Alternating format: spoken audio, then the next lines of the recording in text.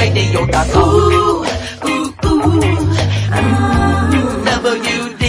WDBFradio.com. WDBFradio.com. Do you own a laser printer, copier, or a fax? Well then, listen close to this announcement. Laser Technologies has been providing high-quality, frustration-free toner cartridges that are guaranteed not to harm your equipment for over 20 years. Laser Technologies will save you on your supplies with high-quality and fast delivery. Savings up to 50%. Laser Technologies supplies toner, imaging drums, developer and cartridges for most of the major brands. For a price quote, send an email to service@laser-technologies.com.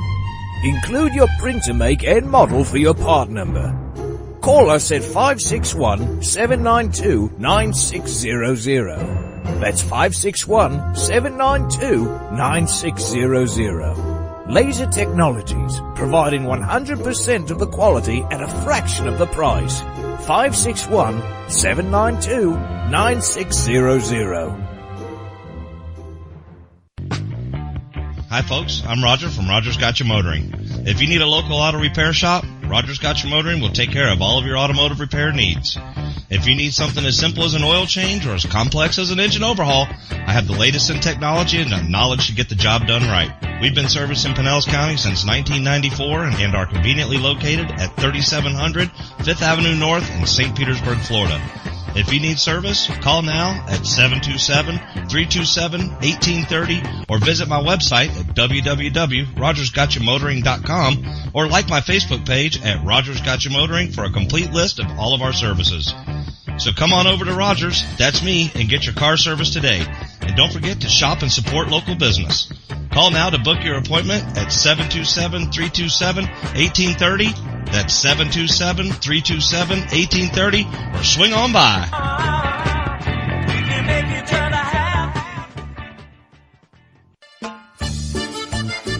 Que Pasa Mexican Cantina is where friends and neighbors come to connect, share, and celebrate one another in a festive, casual atmosphere. Offering rich, robust flavors of authentic Mexican cuisine, we use only the freshest, finest ingredients. We chop and dice, season and blend, and then cook everything we serve to perfection. One thing that makes Mexican food even better is one of our delicious Best of the Bay margaritas. Our signature series of margarita flavors range from our sweet and fruity mango and strawberry to our hot and juicy jalapeno margarita. Having a busy meeting or getting together and looking for Mexican food? Try our Fast Fax form. It's an easy, fast way to order your favorite Mexican food. We have special platters and layouts for any occasion. The form is super easy to fill out, fax, email, or just call it in. Whether it's here in the restaurant, in your home or office, at Que Pasa we celebrate bringing people together. Que Pasa Mexican Cantina, 10478 Roosevelt Boulevard North Street in the Gateway Shopping Center, 727-330-3663 in St. Petersburg. Test 1 2 3. Test 1 2 3.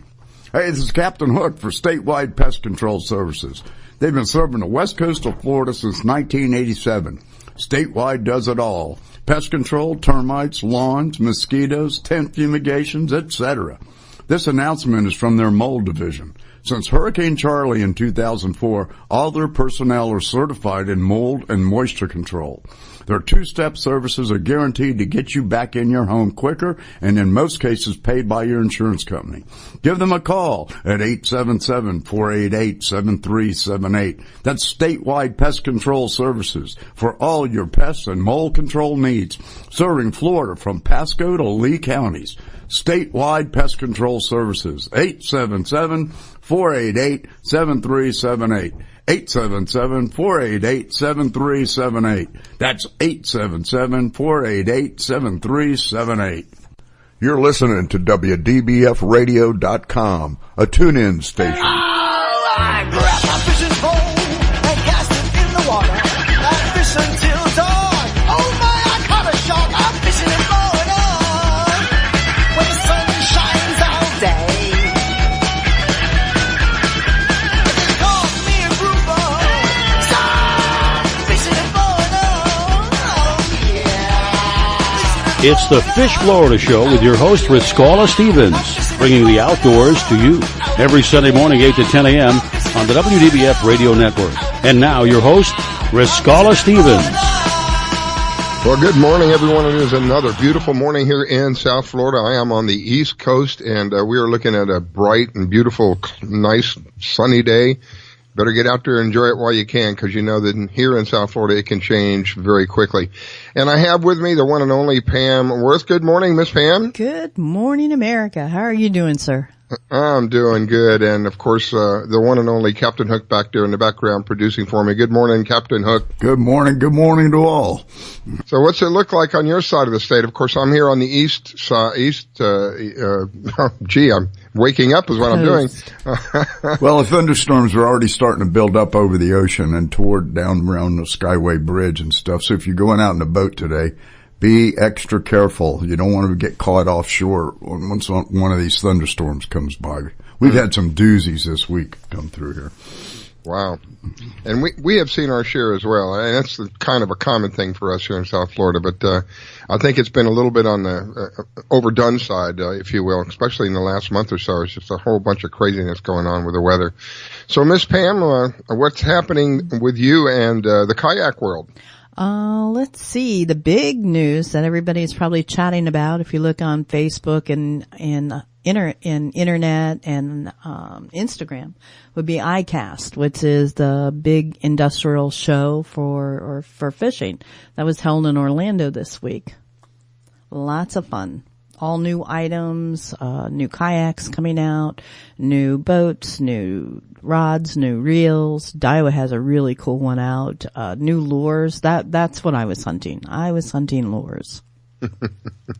You know, I am amazed. I guess kind of ignorant in a way. I never realized how technology mixed in with the hardware. I mean, you know, I knew technology. Way back when I had my boat, I had a chart recorder. That's how far back this goes.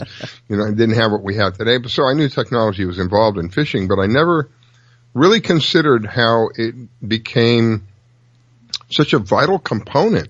Whether it's a lure, whether it's a piece of hardware, a fishing rod that's made out of a particular kind of material, or a reel that now, you know, I was shocked to see, again in my ignorance, I was shocked to see reels that had technology incorporated within the reel, telling you, just giving you all kinds of information right there in a little readout on the reel. Yep, the electric reels that they use for big drop dives, those will basically wind your line back up for you.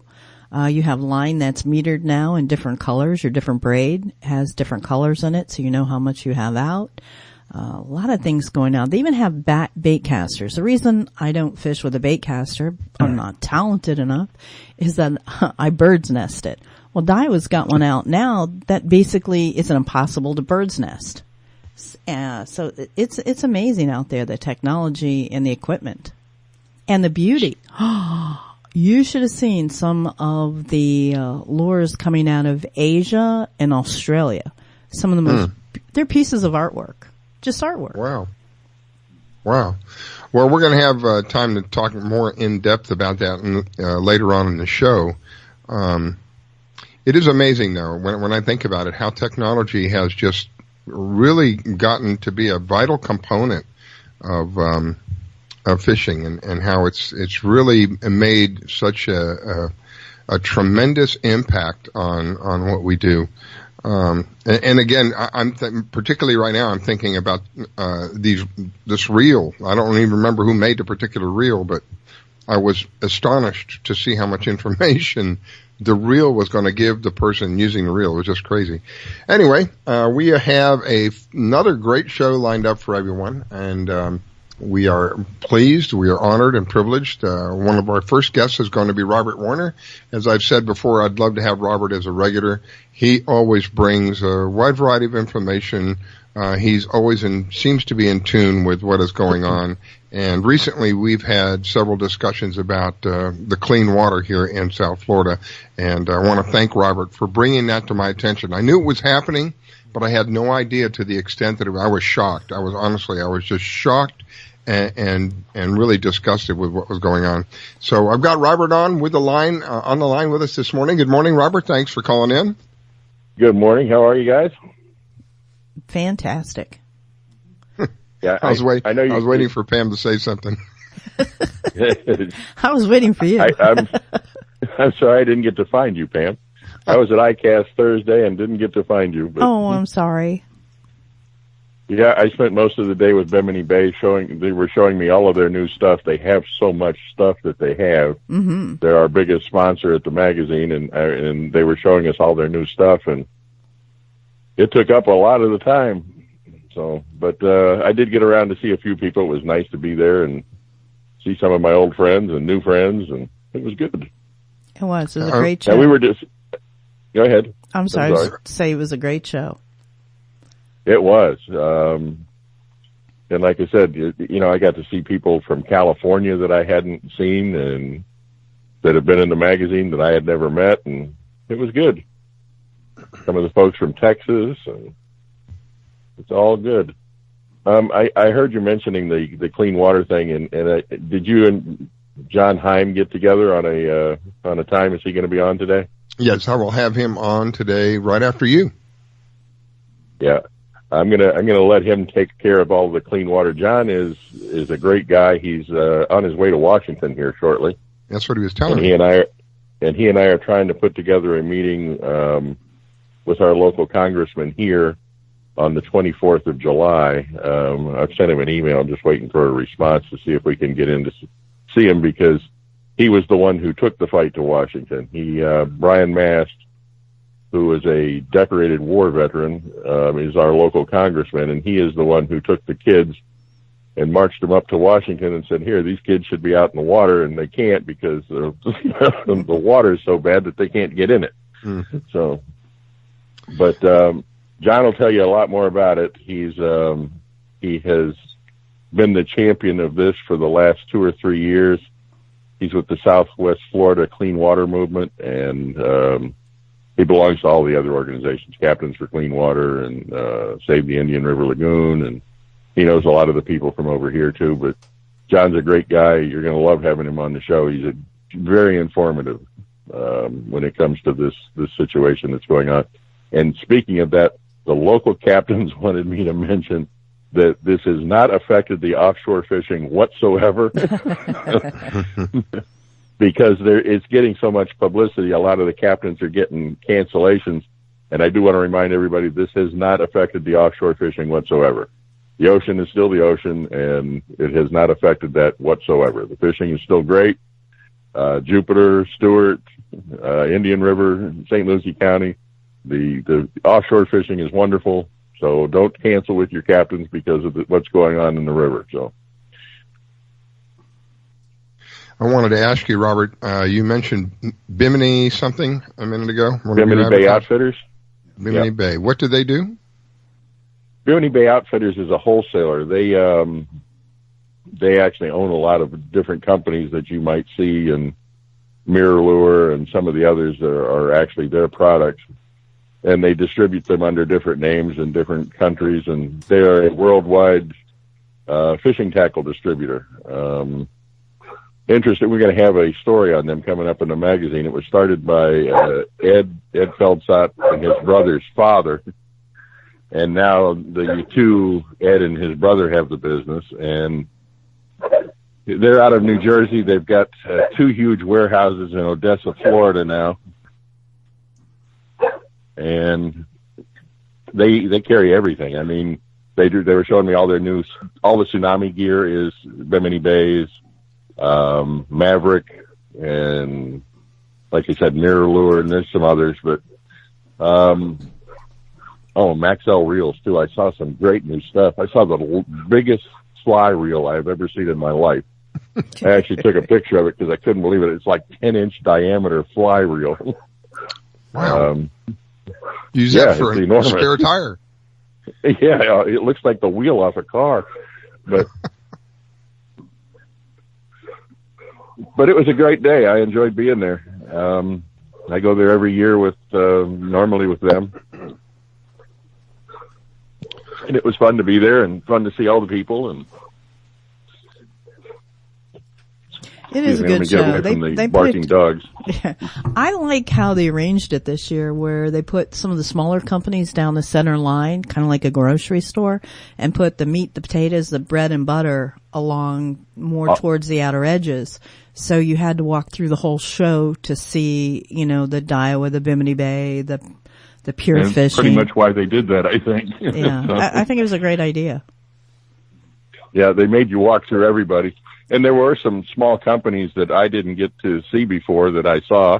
Mm-hmm. And some of the newer companies like Barracuda, the cast nets, which is a fairly new company, got some great exposure. And, you know, I think it was just good. I think they set the show up well. I couldn't believe, who was the one that had the house set up in the middle of the, Costa. you remember what company that was? That had an entire house set up. Costa has that, and Skinny Water Culture has that. Yeah. How long does it take to set that up? Oh, Lord. They had wait a second. They had a whole house set up? You mean like a house It was like a built building. like a house? Yeah. It was a building up on pilings, meant to look like an old fishing shack. That's Costa. But that one is Costa. Yeah, it was. Oh my gosh. Yeah, very elaborate stuff. You know, had to Some have of the taken them stuff 3 I or have 4 seen- days just to get that put up. Some of the stuff I've seen as these shows, it just blows my mind. There was a guy that I knew that sold LED lighting, outdoor lighting. So I went to that particular show he said, "You've got to come see my display. It'll awe you." So I went to go see his display. I was awed. They had set up a miniature lake. I don't even know how they did this stuff. Set up a miniature lake with real palm trees, real bushes, and all this stuff all around in a huge area with these LED lights. And I was astonished. I really was. I was awed. It's just amazing how intricate they can get with all of this stuff now.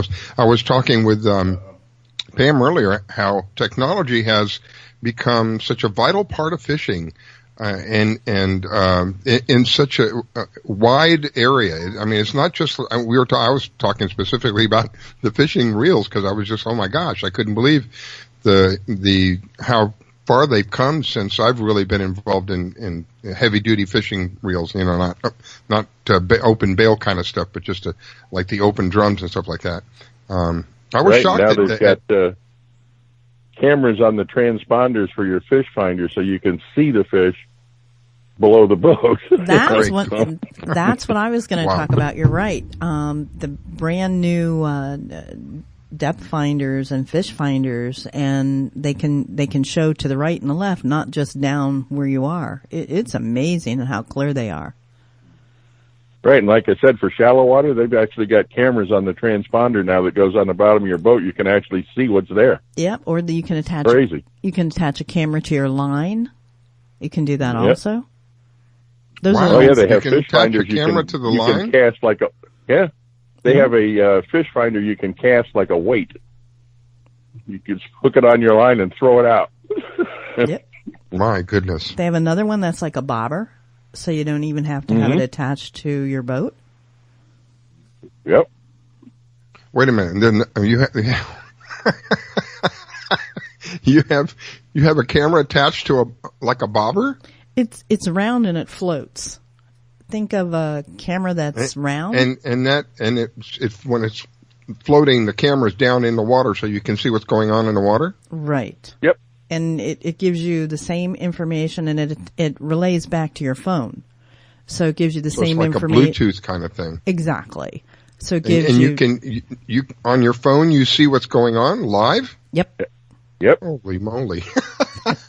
Yeah, technology and fishing have come together for sure. So Wow. Hello. My goodness. Well, I got to tell you, that's. I'm laughing only because it's a long ways from where we were, Riscala. You know, when we, I'm laughing because of my ignorance about all of this. I'm just like, oh my gosh, I can't believe it. It really has come a long way. Tremendously. Wow. So anything new going on with regard to any tournaments that you're aware of? No, not that I'm aware of. I'm going to get hold of Summer Warren this week and see what's going on with tournaments over on this coast. I know that Progressive Insurance is running a tournament out of Biscayne Bay on August 11th. It is a biggest fish tournament, no sharks included. And yeah, because that was going to make it too easy for somebody. They were just going to go out and catch a big shark and kill it, which is not a good thing. But it's a biggest fish tournament, no sharks included, and that should be interesting just to see what people come in with. So. Well, it is that magical time of the hours when we've got to take a quick break. But before we do, Robert Warner with the Florida Fisherman Magazine. And we can reach him where? How do we reach you, Robert? www.flfishmag.com. And by the way, there is a new issue of the magazine out. It's going to be re-edited on Monday because there was some stuff that came in late. We're going to add that to the magazine and republish it. But the new issue is out, and we've gotten together with a lot of the contributors. It will be a lot smoother from here on out. So, excellent. Looking forward to all of that, and thanks for having me on the show again. Nice talking to you guys. John Heim is going to be very informative. You're going to love having him on the show. Well, I want to thank you for putting me in contact with him, but I've got to cut it short because I'm up against the break. Thank you, Robert. Looking forward to having you back on. You guys have a great day. We'll be back, ladies and gentlemen. You're listening to the Fish Florida Show with your host, Riskella. Don't go away. We'll be right back. Do you own a laser printer, copier, or a fax? Well then, listen close to this announcement. Laser Technologies has been providing high-quality, frustration-free toner cartridges that are guaranteed not to harm your equipment for over 20 years. Laser Technologies will save you on your supplies with high quality and fast delivery. Savings up to 50%. Laser Technologies supplies toner, imaging drums, developer and cartridges for most of the major brands. For a price quote, send an email to service@laser-technologies.com. Include your printer make and model for your part number. Call us at 561-792-9600. That's 561-792-9600. Laser Technologies, providing 100% of the quality at a fraction of the price.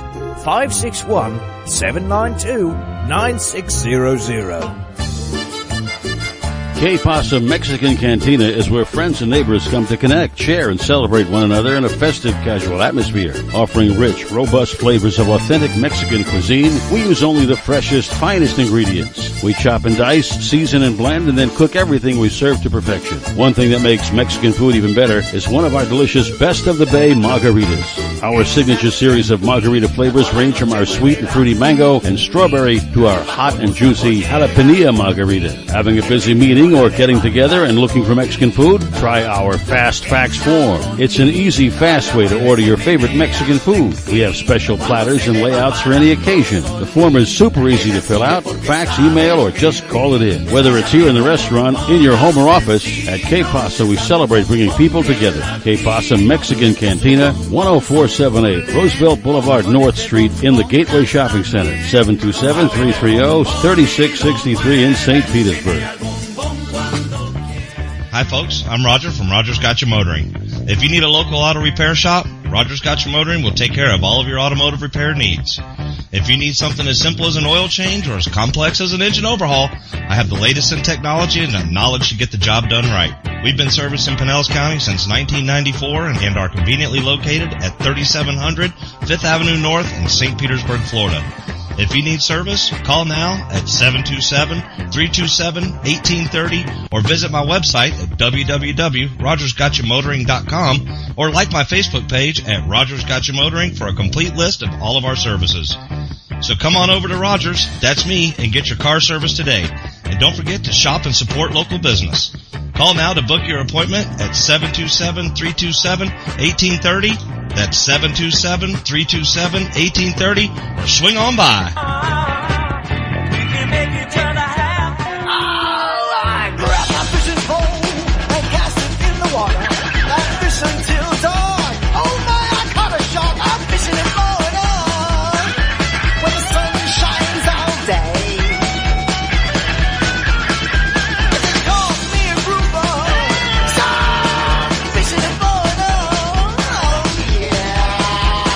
It's the Fish Florida Show with your host, Riscala Stevens, bringing the outdoors to you every Sunday morning, 8 to 10 a.m.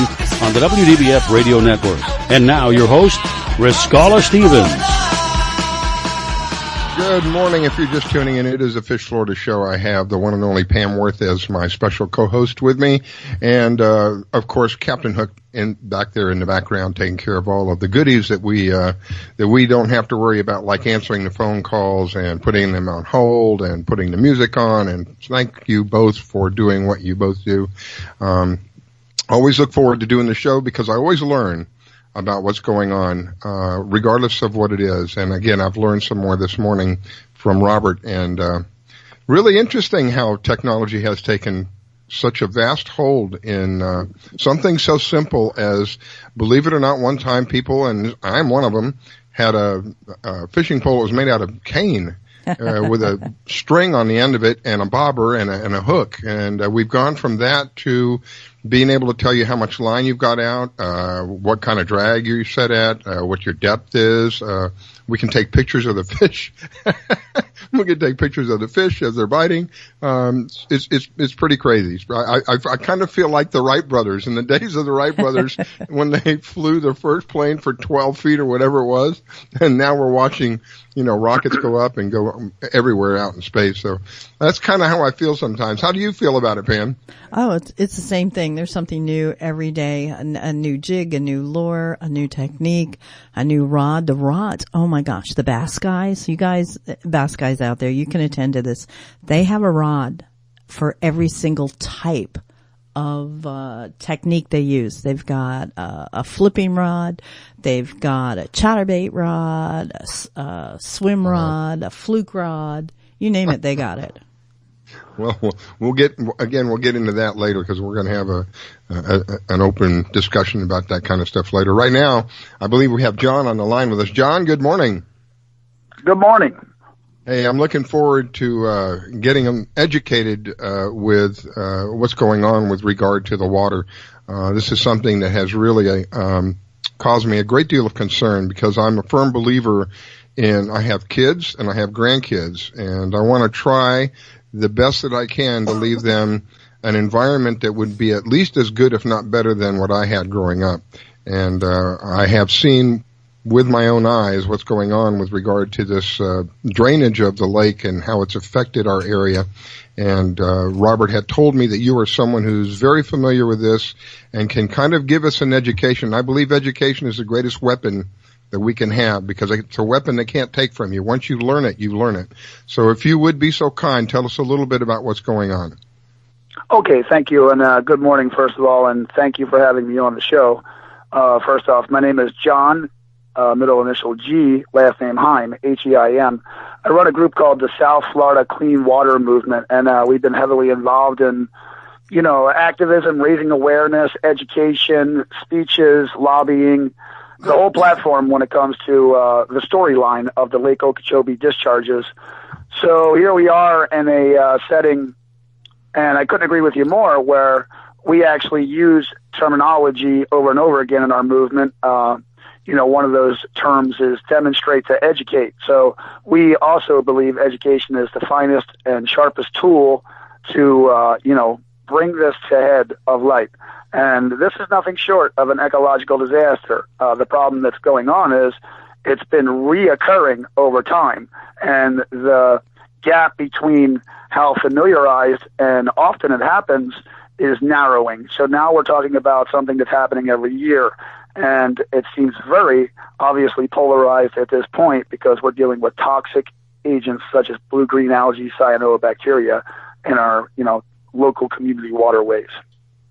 I don't know. I apologize if this question is beyond your envelope of understanding.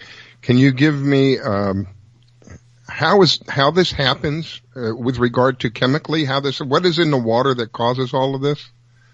You're talking about high nutrient loads, phosphate. It's beyond just the fertilization on people's yards that we're talking about on the river. We're talking about massive special interest, corporations here that are using back pumping terminologies and methodologies throughout time. We're talking about heavy sheet flow coming from the north as well, but this is a high nutrient load kind of explosion. So when it comes to the algae bloom, what we're seeing here is, basically chemicals that are being used for big agriculture and, put into the lake, whether it's from the north or the south, being back pumped by special interest, Big Sugar to be exact. And, what we're looking at here is neglect. All the way around when it comes to the political realm, when it comes to doing the right thing when you're responsible farming, so to speak. Drip irrigation can be used as a technique to reduce such nutrients into the lake, but that has been ignored by big business and big agriculture. The political ends of it are completely bought off by special interests such as Big Sugar.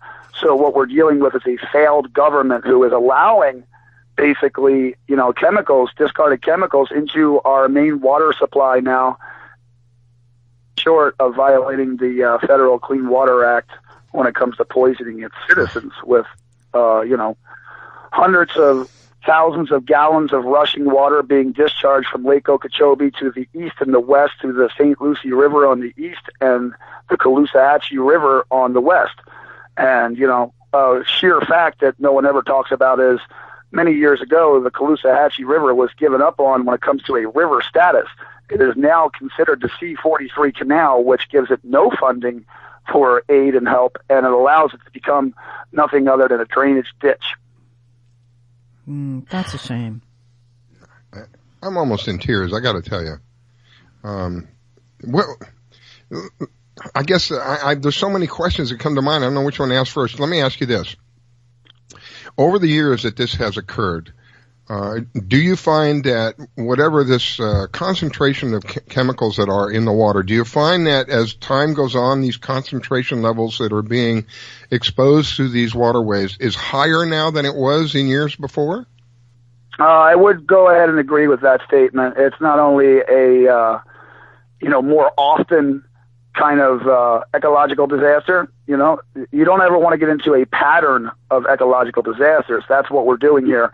So obviously our ecosystem and, life in itself, water is life. You've heard that term. It's very true. Doesn't have a chance to rebound as quickly as it used to when it comes to the regeneration of our ecosystem. So now we're talking about higher concentrations because of the actual oftenness, like we're repetitive now. Right, these discharges are becoming an annual event, and it goes, of course, to an ecological level, and this is obviously a fishing show, but what is swiftly and quickly becoming of these areas, such from now Fort Myers Beach, we rely on this area as 100% tourism, racket, so to speak. So this is our number one, ecological and economical driving engine. So what we're swiftly and quickly becoming, to wrap that thought up, is becoming a ecological disaster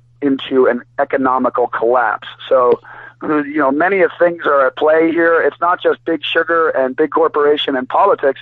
What you're talking about is an ecosystem being completely wiped out at large. You're talking about people economically being strained to the point of not being able to make a living here anymore. You're talking about perception, where we're becoming a dirty water town when it comes to recognition.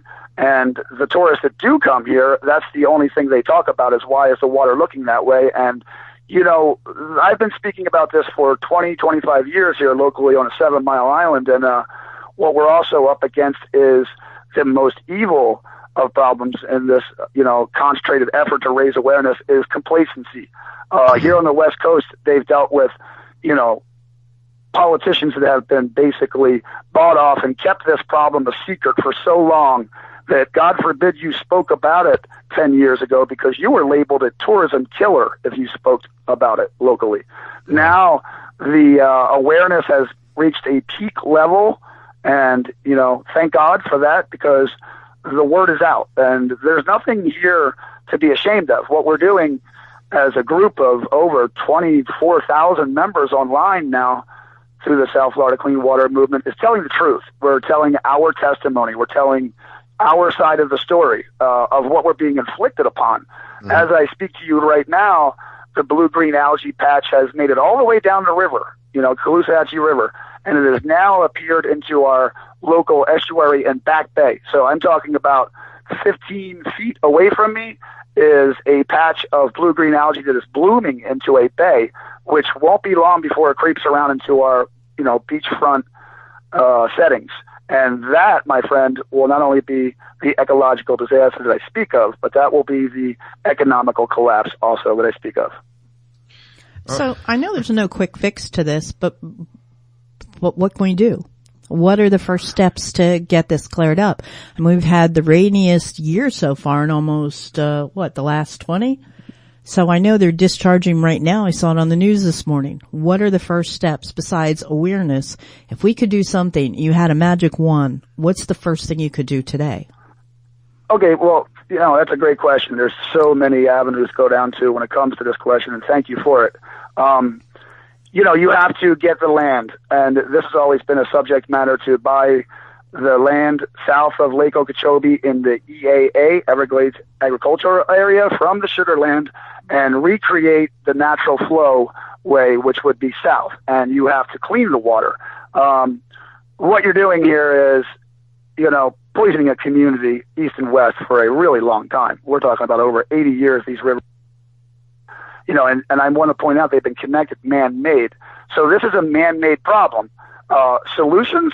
Yes. Okay, if man can screw up the plumbing of Florida so bad for his own personal and financial greed, they can certainly reverse that trend and send the water south naturally. So, okay, why? Why aren't they sending the water? I guess is the question. Why isn't it going the way it normally would go? Special interest got in the way. They connected our river quite some time ago, and we're talking about, for agricultural interest, okay? And then over the years, political parties have gotten involved, and the way the political landscape has changed when it comes to, special interest fueling and funding political campaigns, that really changed the game. So what can be done is, no quick fix. This is going to go on for quite some time. What can be done? You need to start looking immediately at politics. Politics and water quality in South Florida mixed together, unfortunately, but it's true. We have an election coming up. Now it's time to get educated on who to vote for and who to get out of office. It's pretty obvious to me that the people that have been in there have not been doing their job. You're talking about the election. You're talking about demanding clean water as a basic human right. You're talking about bringing up issues like violations of the Clean Water Act. That's a federal thing. As a matter of fact, next week I'll be going to D.C. to speak to the federal level, politicians and attend a special task force committee meeting where the Army Corps will be involved, and I'll be bringing these factors up. What can be done? It's beyond awareness, and you're right to bring that up. We can only go so far. What we need to do is to immediately call for, if it's going to be this way, and it is going to be this way to the east and the west on the rivers, we need to immediately call for, cleansing devices on these contraptions and filtration measures. We need to have water cleaned before it's sent anywhere. So they've just passed a reservoir south of the lake, okay? And I'm talking about just like last week. And everyone's celebrating, and Rick Scott's involved, and the federal government, and everybody else, and everybody has a play in this. So it's called SEP and SERP. So two different things. One is state, one is federal. However, they both have a major play in the Lake Okeechobee discharges and where the water goes. They had agreed on a reservoir south. Here's the irony. The reservoir south has agreed to have a cleansing device on it, okay? So we've already known throughout time that if the water's going to be south, it has to be clean. Now that we've crossed that threshold politically and agreed upon to do it down the road, talking about 6-7 years to even, lay a shovel and construct this, then why is it not good enough for the east and the west to also have cleansing devices on it? We're talking about heavily populated areas that, are thriving not only economically on real estate and tourism and fishing and everything else and ways of life, but we're talking about human health concern.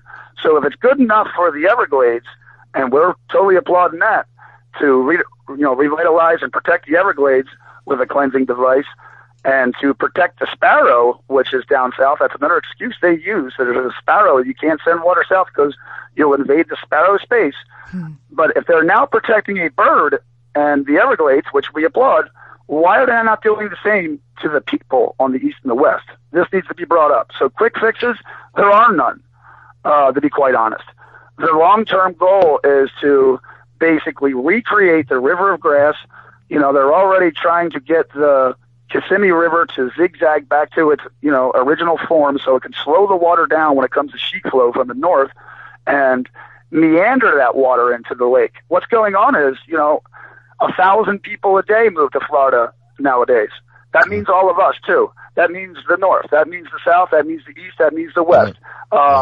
We didn't have enough foresight, or maybe there was too much greed politically and big business-wise, to upgrade our infrastructure and our plumbing system along with each person that had moved over here in the last 30 years.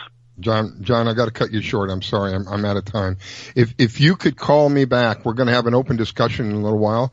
If you could call me back at 9:25, we can discuss this for another couple of minutes, because I believe this is very important for everybody here in South Florida as well as anybody who's listening. Because if they can do it to us here, they can do it to you there, wherever you are. We'll be right back. Please don't go away. It's the Fish Florida Show. You're listening to the Fish Florida Show with your host, Riskella. Don't go away. We'll be right back. Download the Fish Florida mobile app to plan your boating, fishing, or hunting trip. You can find your tide reports, buoy reports, get a fishing license, and even find someone to go fishing with. Plus great products and services from all our media partners. And oh yeah, you can get the Fish Florida Show on the app. Sundays at 8 a.m. Eastern here on the WDBF radio networks. So download the Fish Florida mobile app to plan your boating, fishing, or hunting trip and tune in. Battles aren't won solely on the field. That's a common misconception. Battles are won within, over enemies of fear, enemies of doubt. In that place where promises are kept. Promises to oneself. This is a physical training event. Promises to one's community. Healthy people move debris out of their house. Promises to one's country.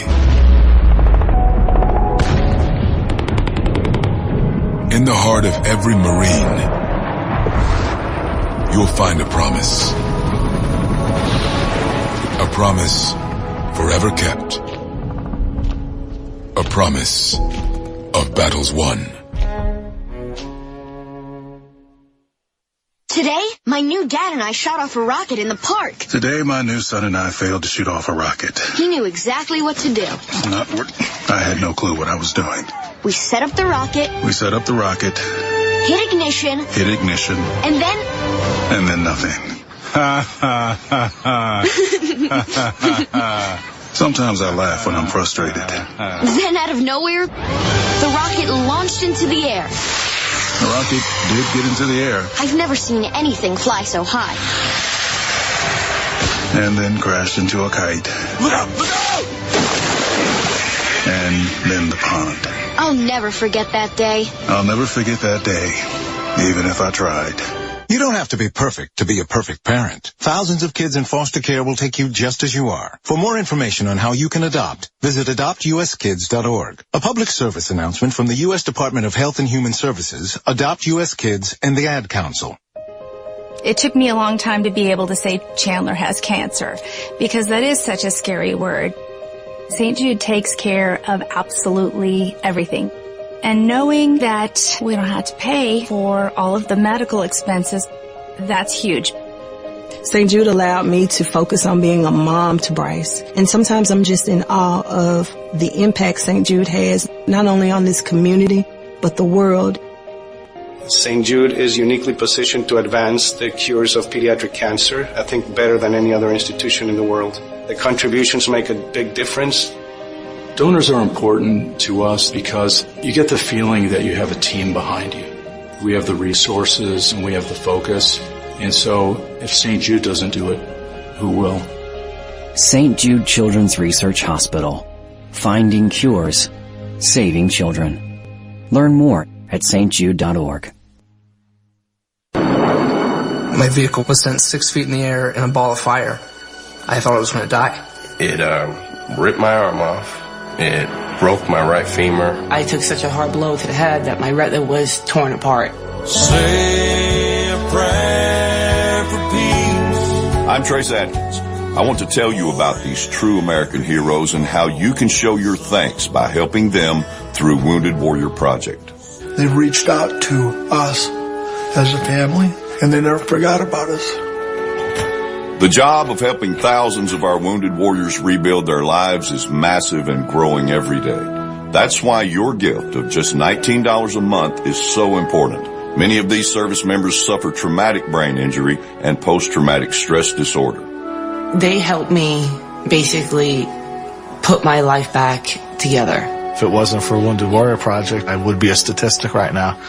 I would have been one of those soldiers who came home and committed suicide. I'm in the fields of Vietnam, the mountains of Afghanistan. Your gift today of $19 a month can help us provide the programs and services desperately needed by our wounded service members. Call or go online with a pledge and you'll receive this Wounded Warrior Project blanket. Make that call now. Say a prayer for peace. I grab my fishing pole and cast it in the water. I fish until dawn. Oh my, I caught a shark. I'm fishing and blowing on. When the sun shines all day. They call me a grouper.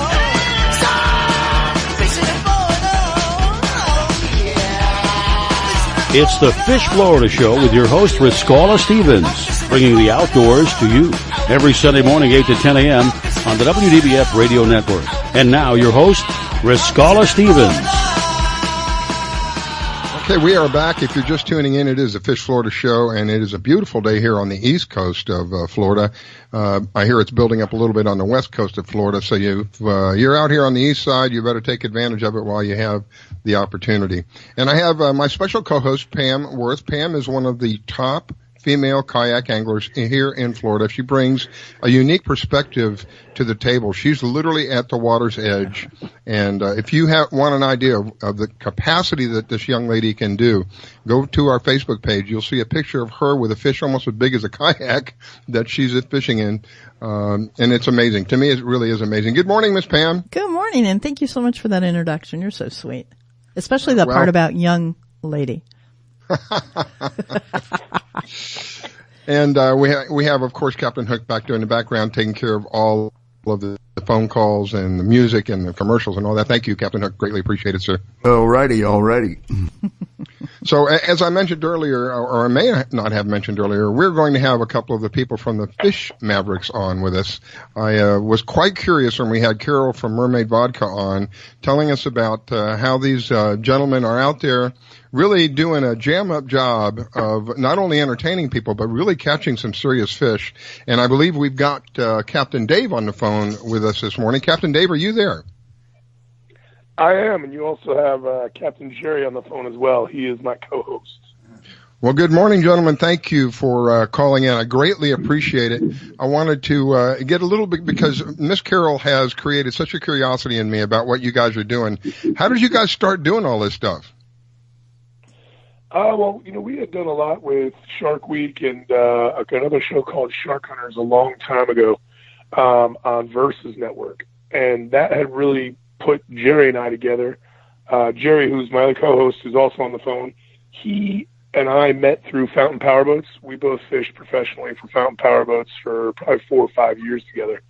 And once we stopped doing that, we decided, hey, we should really get together and put together a show of what we do from A to Z, not just fishing on the boat, but the, adventure to get there, with the trailering of these big boats all across the country, to fishing the tournaments, just like every other average guy out there loves to do with his buddies. And that's really what we tried to portray, and that's how we put it together. Hey, good morning, y'all. How y'all doing? Hey, good morning, sir. Hey, this is Jerry. Yeah, we fish with chunky fishes with his brother-in-law Rob and Rob's brother Chris, and then I fish with my brother John. So it's the 5 of us on the team. So it's really a family thing that we do, and we're fortunate that we get to do this TV show and go all over the place and meet fine folks just like y'all. Well, one of my passions is families. One of the greatest passions that I have is families, because I believe this country was made great because of the families, the unity of families together. And anytime I hear about somebody, a small business that is family owned, like Carol's business, I have a business that is family owned. Anytime I hear about something like that, that is a passion, one of my heartstrings. I want to be able to contact with them, build a relationship with them, because I really truly believe this is really what America is about. It's about relationships between each other. And when you're dealing with a small family and it's a family business, regardless of what that is, I find that the quality of work that is done in an environment like that, generally speaking, is a much greater, much higher quality of work that is being done when it's something that is a family-oriented business than it is versus a large corporation. Not to speak against them, but that's really the truth of the matter. And anybody who questions that, just call any of these customer service lines at, I don't know, AT&T, Comcast, any of these guys, and see how long you have to wait before somebody can address your issue, if they can at all. So again, a family-owned business is something that is one of my heartstrings, and I'm honored and I'm privileged to have both of you on. So let's talk a little bit about the fishing. What's the latest in the fishing that you guys have done? Well, we this year we've been to Costa Rica. We on Florida, we came down a few weeks ago, and our first episode that aired on Discovery last Sunday. We went daytime sword fishing for the first time we'd ever done it anywhere off of West Palm. Wow! And it was spectacular. We went out the first day and had to learn how to drive backwards, and then in the current. And then the second day we got lucky and caught the fish. Nice, nice. So you said you're on Discovery. What time do you air on that? At 7 o'clock on Sunday morning. This morning was our second episode. It's our third season of filming, but this was our second episode for this season this morning at 7 o'clock. Okay, and what was that about? This was about the Bahamas this morning, where we like to go across and fish over there and anchor up and chum and just have a blast. Great. And what were you targeting? What did you end up with? Actually, I caught my personal best. Whoa. Yeah, I actually caught my personal best black grouper. I had about a 62-pound black grouper. Oh, my goodness. On a live grunt. Yeah, so I had one of my personal bests, which was awesome. We get to go over there a lot, and we spend a lot of time at Blue Marlin Cove over there, and we just absolutely love it. But when you go to the Bahamas, you could target one thing, but you're going to catch 300 others. That's why we go there so much, is we just love it. Nice. Now, your show next week, can you give us a little tease on it? What are they going to see at 7 o'clock in the morning? We'd love to be able to do that. Next week is we're not going to be on for the next 2 weeks because, Discovery has this little thing called Shark Week. Ah. So they preempt everybody for a couple of weeks, but when we come back on after that, it's going to be our second episode at the Bahamas. We filmed 2 over there. But you can see on Discovery Go, you can see our episodes, and all our other previous episodes are up on Amazon Prime Video. So they're all up there if you want to see them. As well as Waypoint TV, which is another free app for people who love to watch fishing shows and hunting shows. Yeah, Waypoint's had a lot of new things in it. So basically, they can see you at 7 and then tune in and hear us and maybe chat with you again at 8 o'clock. That sounds like a home run to me. Not bad, huh? I think we're actually leaving this Thursday to head to the Alabama Fish Rodeo down in Dauphin Island, Alabama. So we'll be fishing the world's largest tournament this weekend coming up. Wow. And filming as well.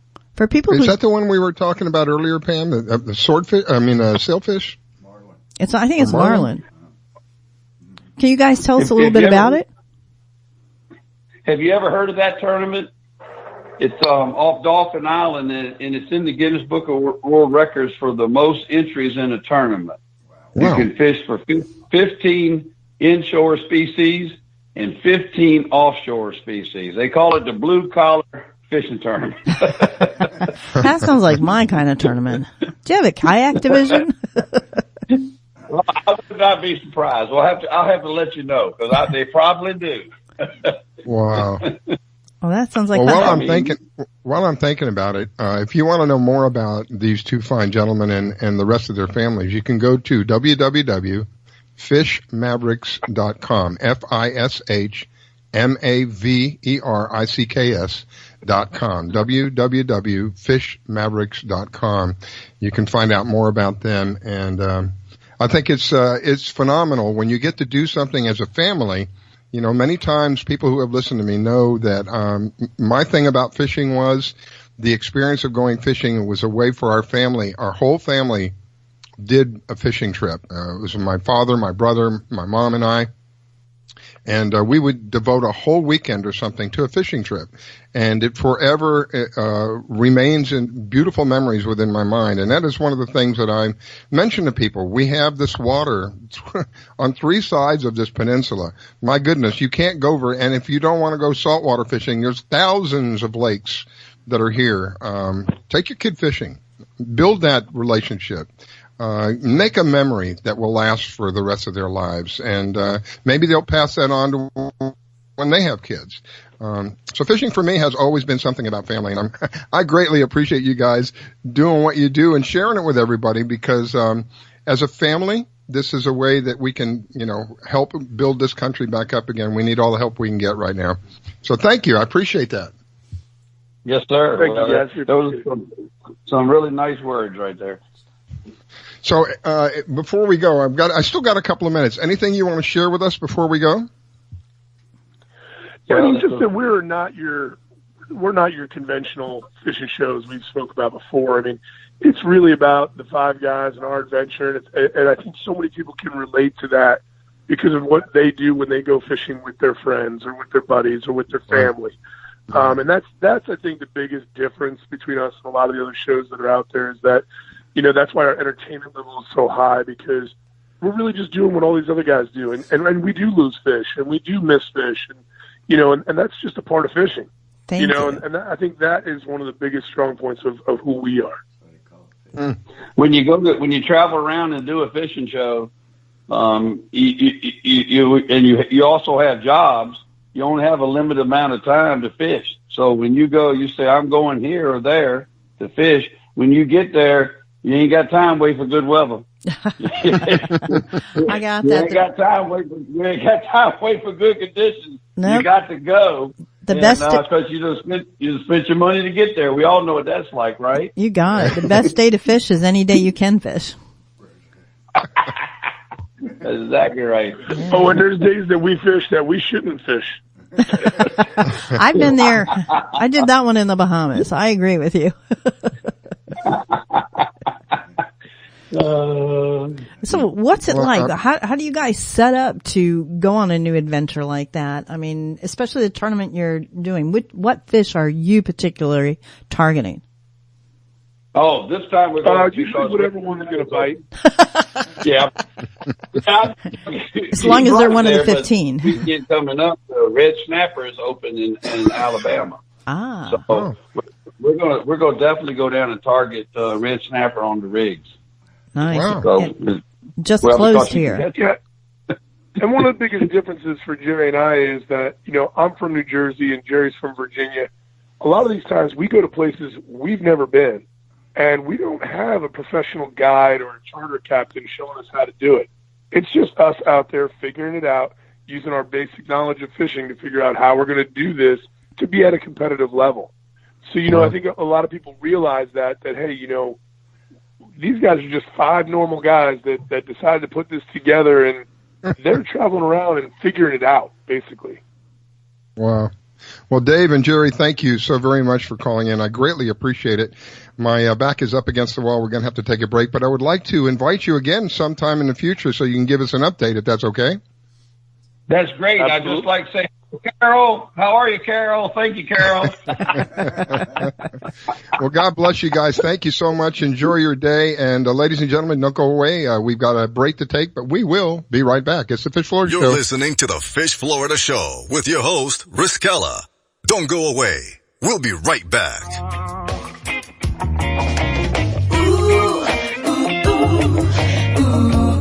WDBFradio.com. WDBFradio.com. WDBFradio.com. Do you own a laser printer, copier, or a fax? Well then, listen close to this announcement. Laser Technologies has been providing high-quality, frustration-free toner cartridges that are guaranteed not to harm your equipment for over 20 years. Laser Technologies will save you on your supplies with high quality and fast delivery. Savings up to 50%. Laser Technologies supplies toner, imaging drums, developer and cartridges for most of the major brands. For a price quote, send an email to service@laser-technologies.com. Include your printer make and model for your part number. Call us at 561-792-9600. That's 561-792-9600. Laser Technologies, providing 100% of the quality at a fraction of the price. 561-792-9600. Hi folks, I'm Roger from Rogers Gotcha Motoring. If you need a local auto repair shop, Rogers Gotcha Motoring will take care of all of your automotive repair needs. If you need something as simple as an oil change or as complex as an engine overhaul, I have the latest in technology and the knowledge to get the job done right. We've been servicing Pinellas County since 1994 and are conveniently located at 3700 5th Avenue North in St. Petersburg, Florida. If you need service, call now at 727-327-1830 or visit my website at www.rogersgotchamotoring.com or like my Facebook page at Rogers Gotcha Motoring for a complete list of all of our services. So come on over to Rogers, that's me, and get your car service today. And don't forget to shop and support local business. Call now to book your appointment at 727-327-1830. That's 727-327-1830, or swing on by.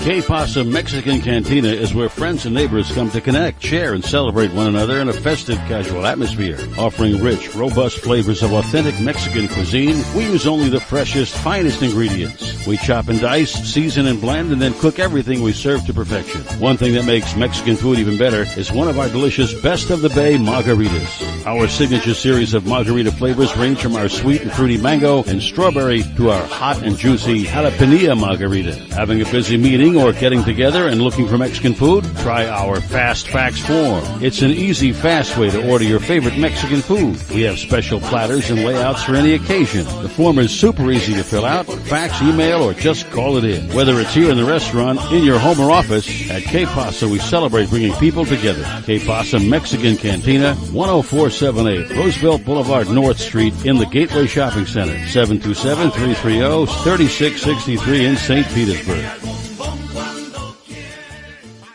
Test 1 2 3. Test 1 2 3. Hey, this is Captain Hook for Statewide Pest Control Services. They've been serving the west coast of Florida since 1987. Statewide does it all. Pest control, termites, lawns, mosquitoes, tent fumigations, etc. This announcement is from their mold division. Since Hurricane Charlie in 2004, all their personnel are certified in mold and moisture control. Their two-step services are guaranteed to get you back in your home quicker and in most cases paid by your insurance company. Give them a call at 877-488-7378. That's Statewide Pest Control Services for all your pest and mold control needs, serving Florida from Pasco to Lee counties. Statewide Pest Control Services, 877-488-7378. 877-488-7378. That's 877-488-7378. You're listening to WDBFradio.com, a tune-in station. I grab my fishing pole and cast it in the water. I fish until dawn. Oh my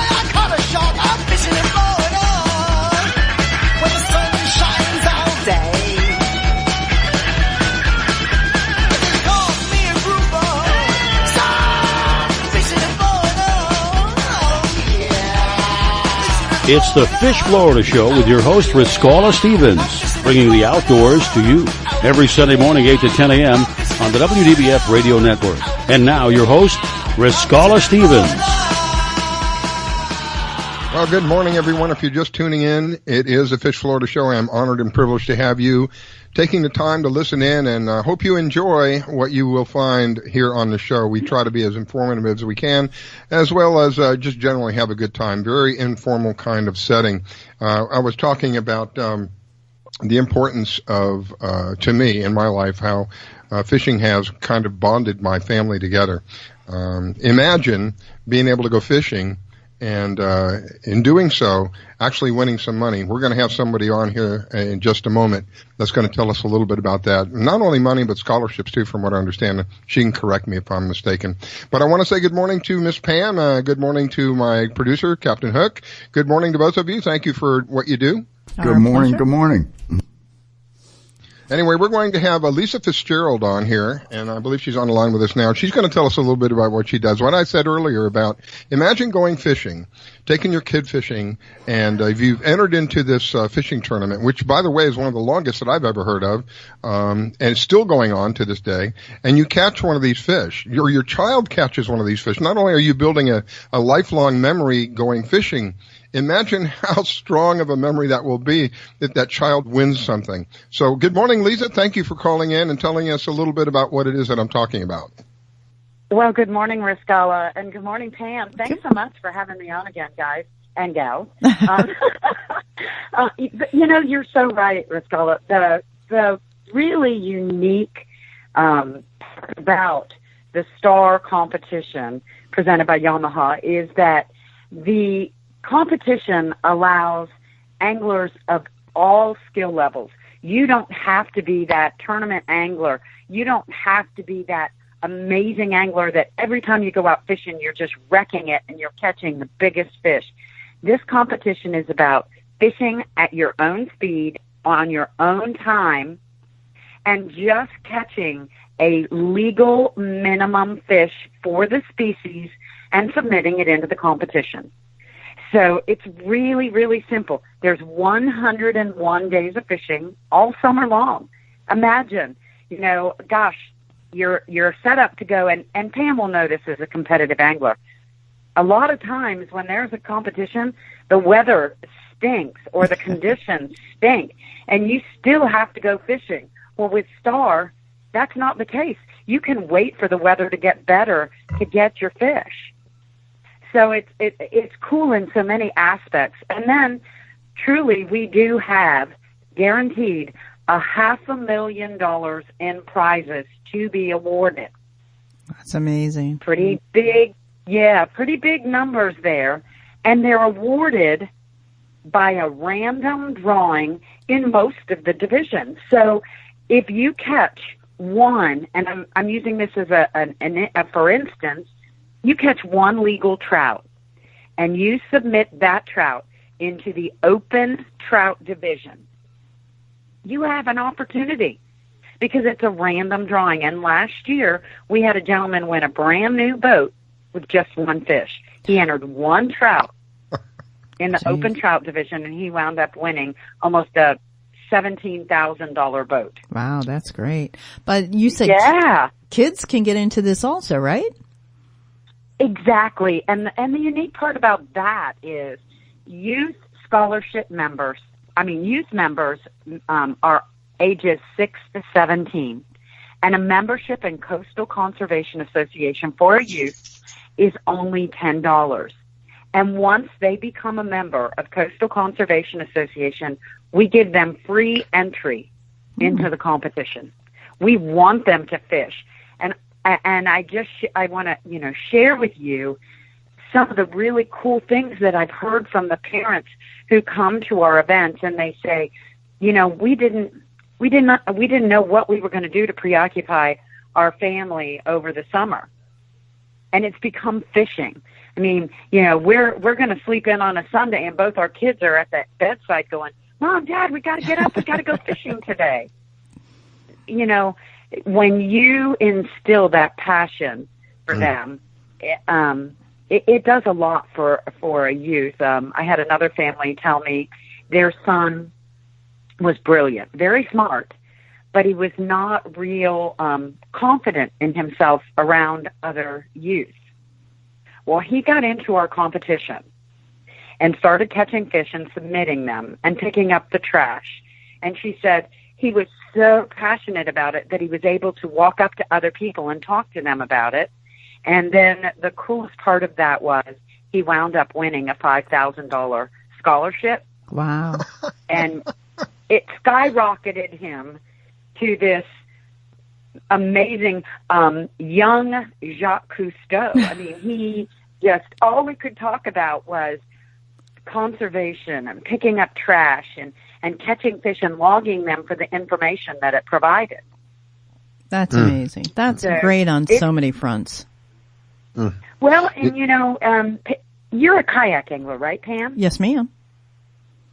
And I can tell you, with kayak anglers, one of the things, I know many competitions, when you're participating in them, some of them want you to bring your fish in. Right. They're not always catch photo competitions, but our competition is a catch photo competition. And I know it's challenging on a kayak to get your photo just right. But again, it's not the biggest fish that wins. We just have to be able to tell that it's on our official measuring device and that it's a minimum legal size. It's so much fun. I went out yesterday with about 4 or 5 people that are all doing this CCA, and we just had a blast. It was so much fun. And it's easy. It takes, and you know that I am electronically challenged. You know I am. And I can even upload the photos without any problem.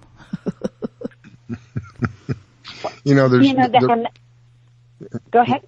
The reason why I asked you to come back on, one of my passions, of course, is growing up with fishing. But another one of my passions is having clean water.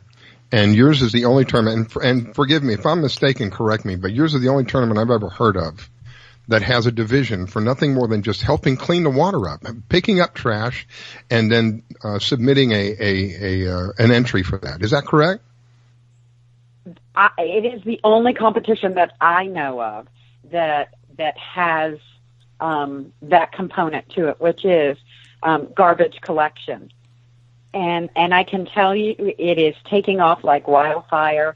And this year, I know people are tired of hearing about ICAST, but this year at ICAST, the amount of partners and companies and corporations that came to us and said, how do we get involved in that division? We want to support that division. Wow. And we do in our organization, CCA, Coastal Conservation Association, we actually developed in a partnership with Swamphead Brewery an entire tour around going to different parts of Florida and getting our volunteers to come out for a day and clean up the coastal waterways.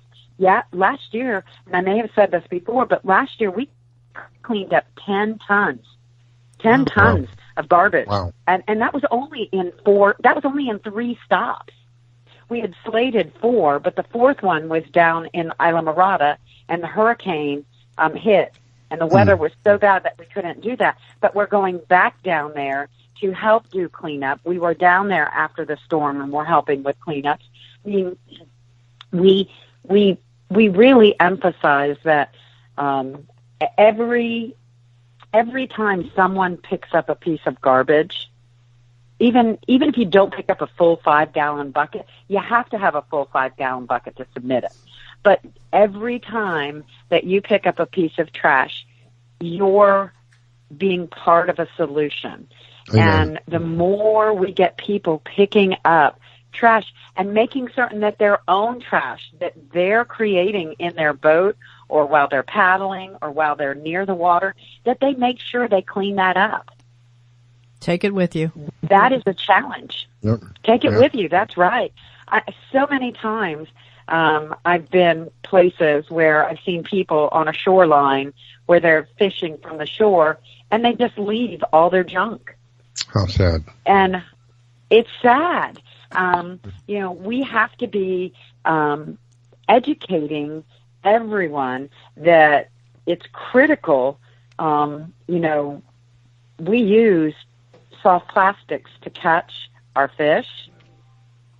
And when a bottle top or any other piece of plastic that has even a minute shape that looks like a crustacean or looks like a bait fish or something to eat, those fish are going to eat it. It's true. And then what happens?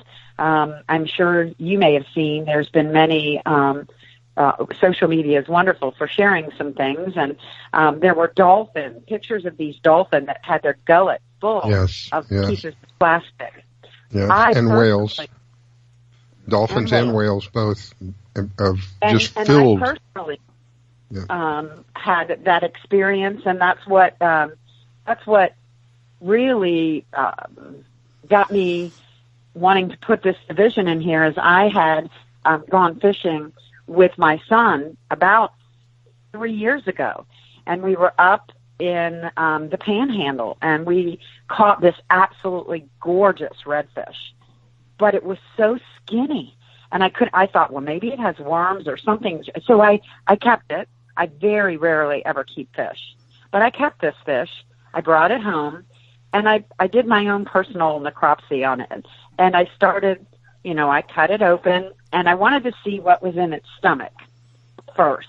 So when I cut open its stomach, it had a regulator, a mouthpiece from a snorkel in its stomach that it had swallowed. And the piece, you know how big those regulators are. Wow. Yeah. It was that big, the whole mouthpiece from a snorkel in its stomach. Whoa. It thinks it's full because its stomach is full, and it can only eat small amounts because it can't put more into its stomach. It was starving to death. Wow. So that's what made me say, no more plastic in the water. Let's, every time the tide comes in and out, when you leave something on a shoreline, unfortunately, when the tide comes up, it gets in the water and then off it goes out to where other creatures can get to it. So I want to get off my soapbox there. But, I encourage, we've still got more than 30 days of fishing left.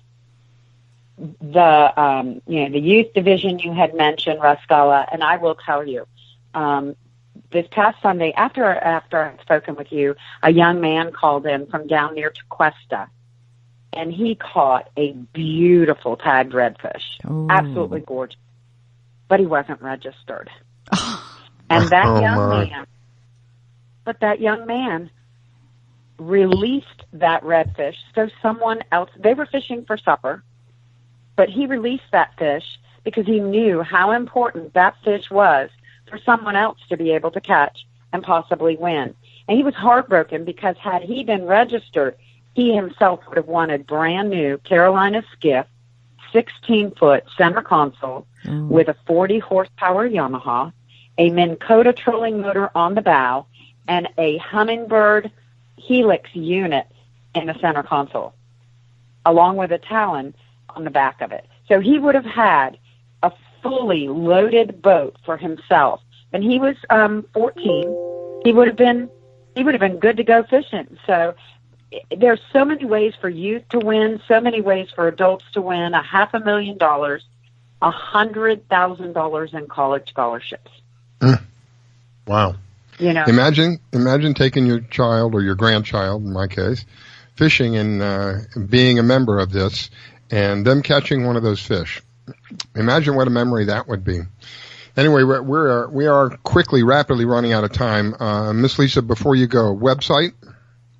Our website is www.ccaflstar.com. That's ccaflstar.com. And if they would prefer to call in and speak to someone over the phone number is 844-387-STAR. That's 7827. 844-387-7827. We have someone that would be able to register them right over the phone and get them entered right away. So I thank you both for your time, and it's very exciting. And I'll keep you updated as we get new winners. We have 2 confirmed winners in the competition with 17 total tagged redfish caught. Wow. Do the math. 15 people were not registered. Oh, man. Well, Miss Lisa, thank you again. Appreciate it. Appreciate your time, and your listeners, I hope will pay attention. Oh, we'll have you back on. Don't go away, ladies and gentlemen. We'll be right back. You're listening to the Fish Florida Show with your host, Riskella. Don't go away. We'll be right back. Download the Fish Florida mobile app to plan your boating, fishing, or hunting trip.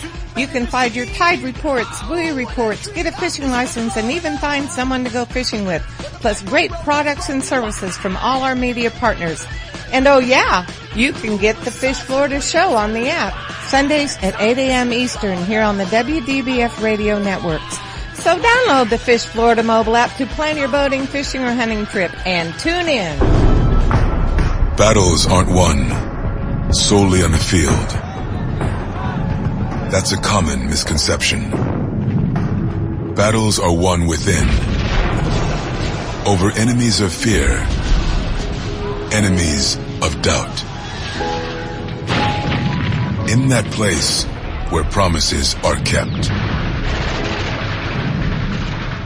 Promises to oneself. This is a physical training event. Promises to one's community. Helping people move debris out of their house. Promises to one's country. In the heart of every Marine, you'll find a promise. A promise forever kept. A promise of battles won.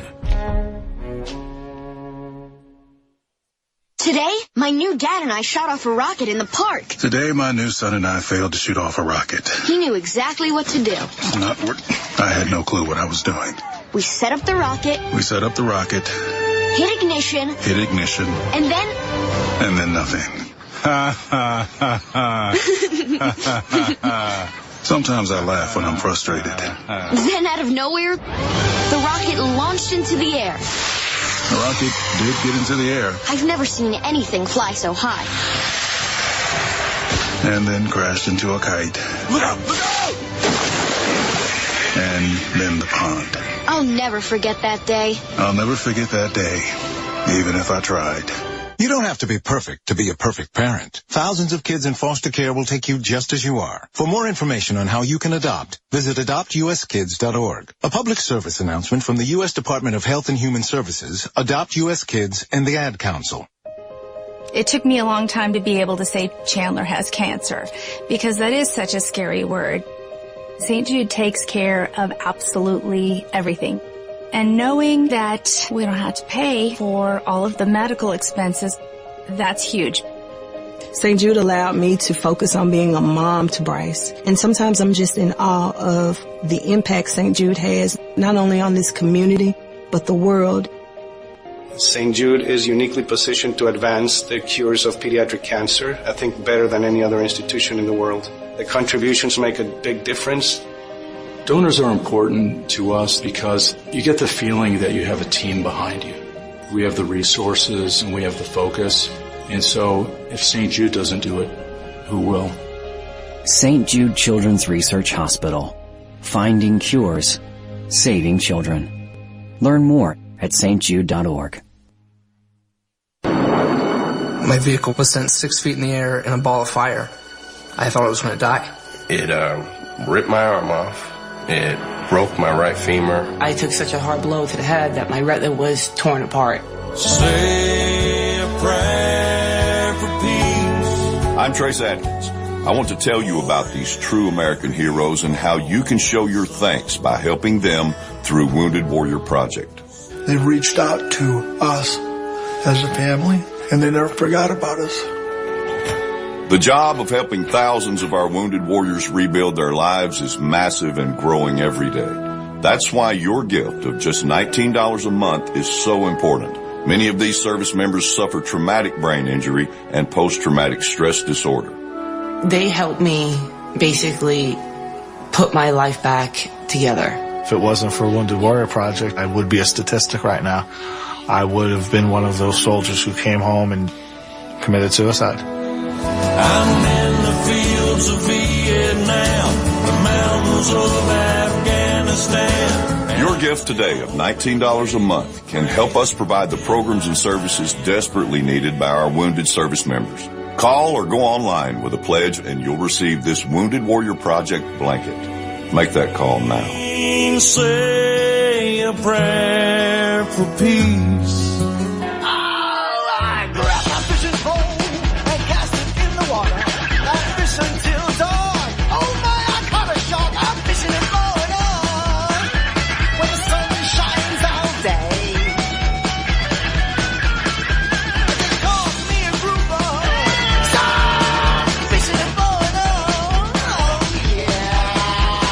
It's the Fish Florida Show with your host, Riscala Stevens, bringing the outdoors to you every Sunday morning, 8 to 10 a.m. on the WDBF Radio Network. And now, your host, Riscala Stevens. Well, a good, bright, sunny day morning to you here from the east coast of South Florida, where things are looking very nice for the day so far. But we know how quickly that can change. And from the West Coast, we have Miss Pam Worth, and we have my producer, Captain Hook. Good morning to you both. Thank you for doing what you do. Good morning. Good morning. Are you there, Pam? Yep. How are you? I didn't mean to wake you up. Sorry. Well, you know, we talked a little bit about the ICAST, and I'm going to have John Heim come back on here in just a moment. We talked a little bit about ICAST this morning. I guess everybody that's been on has been on to the ICAST show. And one of the common subjects that we had this morning is clean water. We're going to address that a little bit more here in just a couple of minutes. But I wanted to talk just to take a minute or two about the ICAST and how technology has really made such a vital impact on fishing. You had mentioned to me before we started the show that you saw some amazing lures that were coming out of Asia, I think you said. The beautiful works of art. It is amazing. And I've found that the Asian lures all have a certain look to them on the fish head, little upward jaw. And I think you're going to see more and more of them into our area. I know they're getting very popular over on the West Coast in California. Wow. Both for inshore and offshore. You'd also mentioned something about you saw something that looked so real. What was that? Oh my goodness. I have it posted on my Instagram. It's by Chaser Baits or Chase Baits. They're out of Australia, I believe. And it's a crab that when it floats down slowly. And as it sinks, all its little legs move. And it looks like the past crabs that we're catching for tarpon. It's amazing. Like I said, technology, when I was mentioning earlier how technology has not just taken place of, made an impact on not just the hardware, but different aspects of fishing.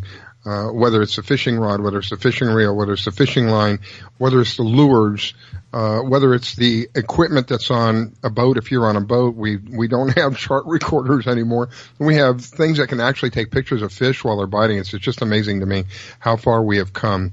And I wanted to take a minute or two and discuss that before we brought John on. Anything that you saw that really kind of, I know you said about the crab, anything else that comes to mind that you saw that really you went, oh, wow? Live Target has a shrimp that I think is going to be a real seller. It looked great. And then technology, we started to talk about it, but some of the, like you said, the depth finders that have sideways imaging. There's a company called FlipCap that you can mount your camera, your GoPro, or any other type of camera on the hat, or which makes it really easy. And through your phone, you can turn it on and off. it's totally hands free, and you can, another company had a camera coming out that's kind of elongated, little competition for GoPro. And with one touch of a button, you can turn on or turn off as many cameras as you have on your boat or your kayak or whatever, and get 3D, or surround almost of your fishing adventure. For those who like to edit, which I am not. Again, I'm challenged. Well, you know what? All of that is really nice, and it's fantastic that we have the technology. But none of it is going to be worth anything if our water isn't clean and we can't enjoy that. And that's why I wanted John to come back on. John is going to educate us a little bit more about what we talked about earlier. John, thank you for calling back in. The question that I wanted to ask you, we had run out of time. I kind of alluded to it. Why is it that the water is being drained from the left and the right, or the east and the west, if you will, versus going down its natural path? What is the purpose of that? Is it causing the farmers to have, I guess what I'm trying to say is, if it goes this natural path, does it affect the farmers? Yes, it will. Bottom line. We're talking about the bottom line for them financially. It would affect not only, them as a business, but their financial ends, their crops. It would take about 6% of their land, to be quite honest with you, when it comes to the sugar industry particularly. Again, going back to it, if it's going to be this way, there has to be methods of responsible farming. Drip irrigation and such like that is kind of what we're talking about. When you said, John, I'm sorry, I don't mean to talk over you, but I want to be clear about this. Did you say 6 or 60%? 6%. So we're talking about a very small fraction of, a large percentage of the sugar land. And that's where the greed comes into play. This could be fixed with 6 or less % of the sugar land in the EAA, area. That's the Everglades Agricultural Area.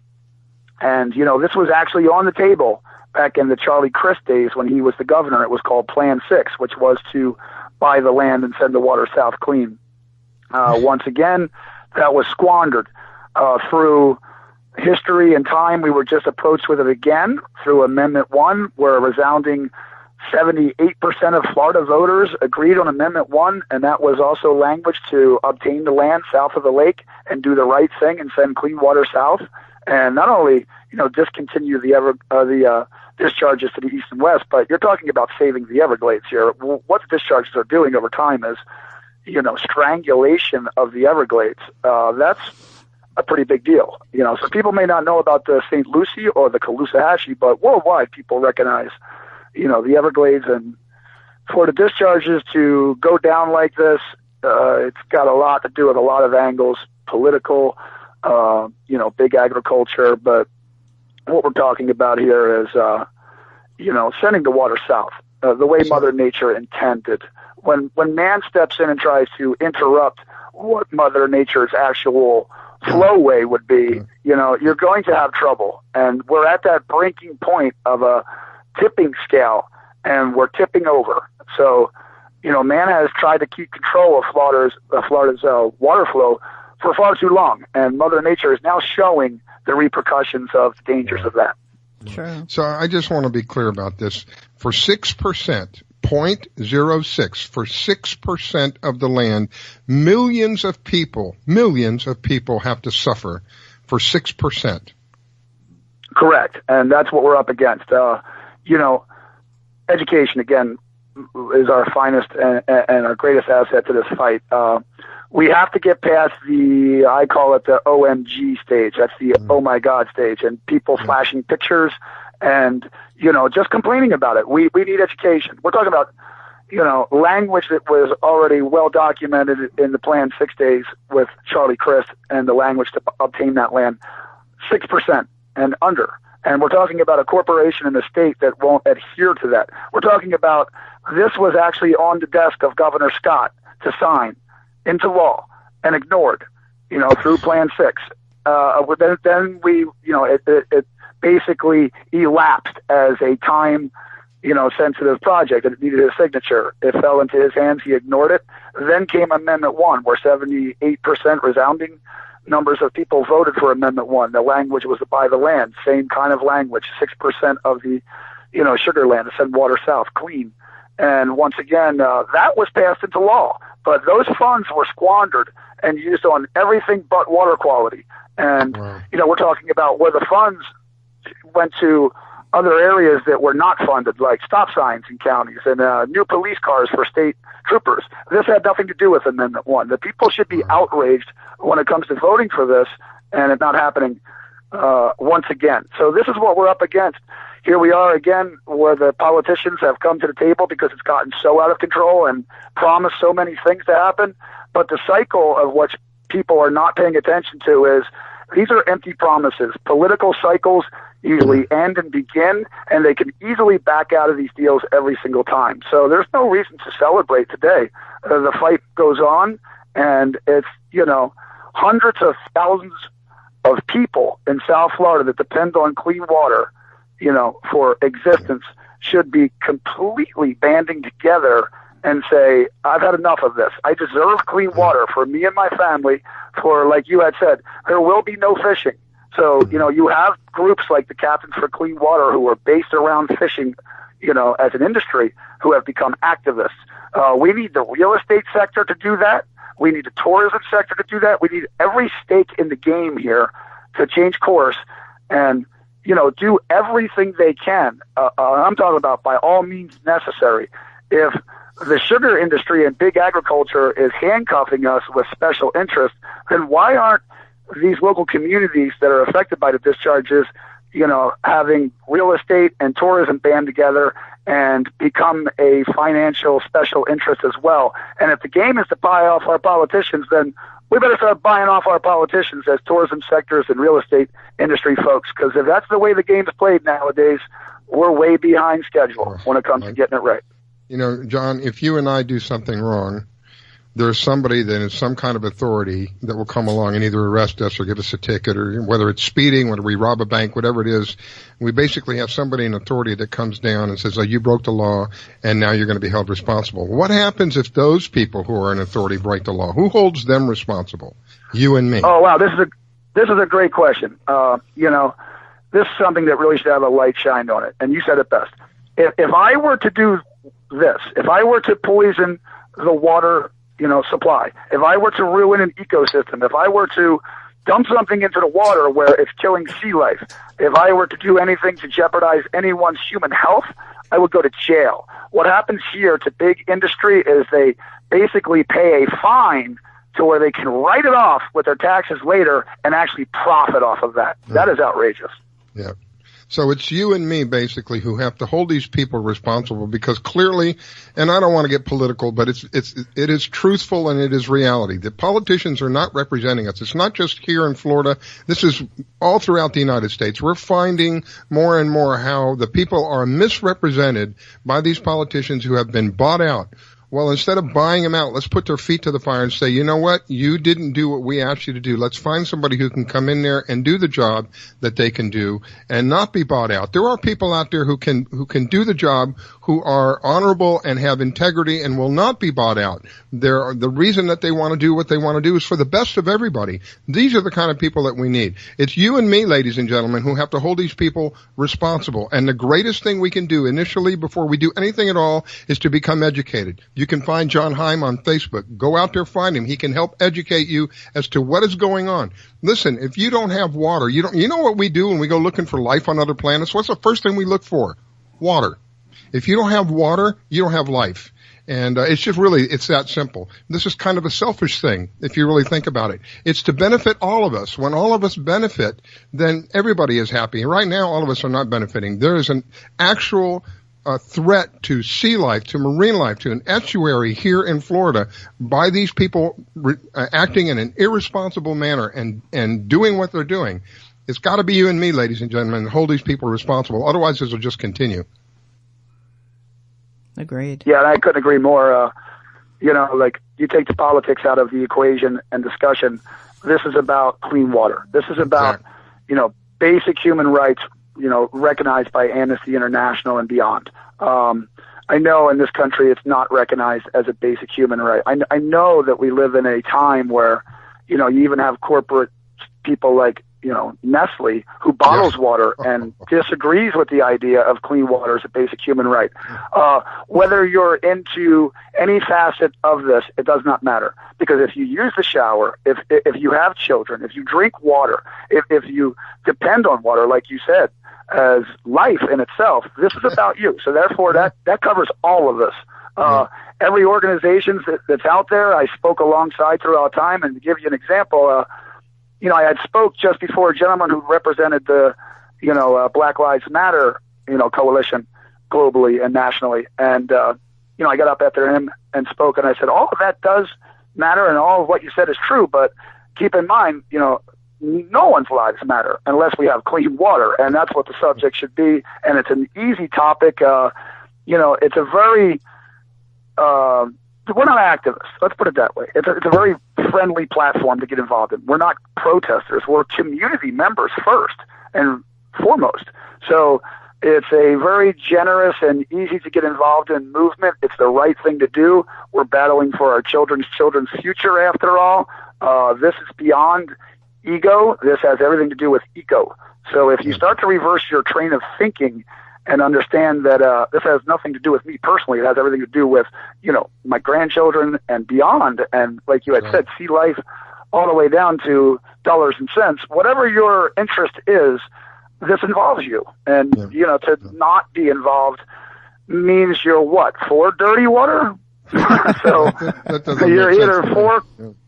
Right, you're either for clean water or you're not. So when people, like politicians, to go back to that angle, will debate with me and so forth, you know, that's the quick answer. Like, well, why are you filling up time and space with defending yourself against, you know, the idea of clean water? It doesn't make any sense to me in the common world that anybody would be behind defending the idea of discharging hundreds of thousands of gallons of polluted, toxic water to people and thinking that's okay, you know?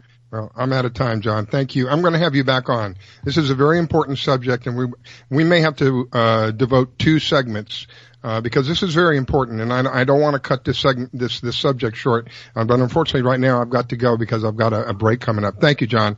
We'll talk to you again. Yeah, thank you. Be well. You're listening to the Fish Florida Show with your host, Riskella. Don't go away. We'll be right back. Do you own a laser printer, copier, or a fax? Well then, listen close to this announcement. Laser Technologies has been providing high-quality, frustration-free toner cartridges that are guaranteed not to harm your equipment for over 20 years. Laser Technologies will save you on your supplies with high quality and fast delivery. Savings up to 50%. Laser Technologies supplies toner, imaging drums, developer and cartridges for most of the major brands.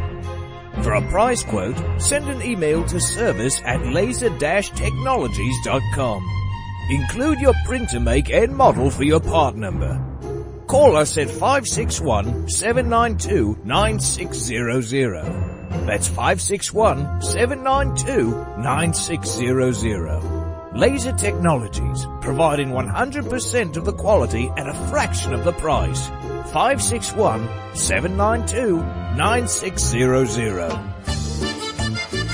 Que Pasa Mexican Cantina is where friends and neighbors come to connect, share, and celebrate one another in a festive, casual atmosphere. Offering rich, robust flavors of authentic Mexican cuisine, we use only the freshest, finest ingredients. We chop and dice, season and blend, and then cook everything we serve to perfection. One thing that makes Mexican food even better is one of our delicious Best of the Bay margaritas. Our signature series of margarita flavors range from our sweet and fruity mango and strawberry to our hot and juicy jalapeno margarita. Having a busy meeting or getting together and looking for Mexican food? Try our Fast Fax form. It's an easy, fast way to order your favorite Mexican food. We have special platters and layouts for any occasion. The form is super easy to fill out, fax, email, or just call it in. Whether it's here in the restaurant, in your home or office, at Que Pasa we celebrate bringing people together. Que Pasa Mexican Cantina, 10478 Roosevelt Boulevard North Street in the Gateway Shopping Center, 727-330-3663 in St. Petersburg.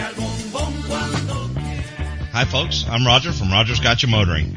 If you need a local auto repair shop, Rogers Gotcha Motoring will take care of all of your automotive repair needs. If you need something as simple as an oil change or as complex as an engine overhaul, I have the latest in technology and the knowledge to get the job done right. We've been servicing Pinellas County since 1994 and are conveniently located at 3700 5th Avenue North in St. Petersburg, Florida. If you need service, call now at 727-327-1830 or visit my website at www.rogersgotchamotoring.com or like my Facebook page at Rogers Gotcha Motoring for a complete list of all of our services. So come on over to Rogers, that's me, and get your car service today. And don't forget to shop and support local business. Call now to book your appointment at 727-327-1830. That's 727-327-1830, or swing on by. I grab my fishing pole and cast it in the water. I fish until dawn. Oh my, I caught a shark. I'm fishing in Florida when the sun shines all day. It calls me a grouper. Stop fishing in Florida. It's the Fish Florida Show with your host, Riscala Stevens, bringing the outdoors to you every Sunday morning, 8 to 10 a.m.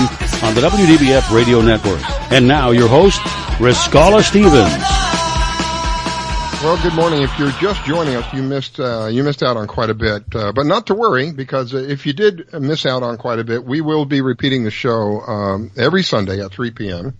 And if you can't make it at 3 p.m., you can always find the archives on YouTube, or you can find them on our website. The website is www.fishfloridashow.com. Give us a like on Facebook. You can find us on Facebook as well. Please share our information. We so much enjoy knowing and getting feedback from people about what we do. I try to make it as informal as possible, but most of all educational. And, you know, we've talked this morning about clean water and how important that is. I think that discussion needs to be had more and more. This is really something that's going to affect everybody. It's not just people who fish. Just think about what's going on in some other cities. I don't want to mention particular ones, but some other cities who have water coming out of their tap that is just, I don't think you could use it to flush the toilet. And I don't want to see that happen here in Florida. That's one thing that we really treasure here. That's one thing that I love. So that's one of the reasons I live here, is because there's water all around. And if we don't have clean water, we're in a lot of trouble. Anyway, I want to thank you for joining us. I have Pam Worth, who is one of the top female kayak anglers here in Florida, joining me, as well as my producer, Captain Hook, in the background. Thank you both for doing what you do for me. I greatly appreciate having you on the show with me. And here we go. I think we have Kyle on the phone with us with Dockside Fuel Service. Kyle, are you there? I am. Good morning, Riscala. Good morning. How are you doing this morning? All right, Miss Pam? Real good, real good. I've got friends down in your area right now, and they said the bite is off the chain. Can you tell me a little bit about what's going on down there? Well, I'd like to hear what they're catching, because I might have a little different story, but we're hearing a lot of people are catching mahi, and it seems like if you come across some weeds, you're catching them. But if you're not coming across any weeds or anything, people are coming back with nothing. So it's either a hit or a miss is what we're hearing. I don't have too much of an update on reef fishing right now, because most people seem to be going offshore. I see. But what else are they targeting down there? I mean, your tarpon have started to move out from the Everglades area, correct? The Lower Keys? Or are they still there? Yeah. Honestly, we don't get too many reports down from the Lower Keys.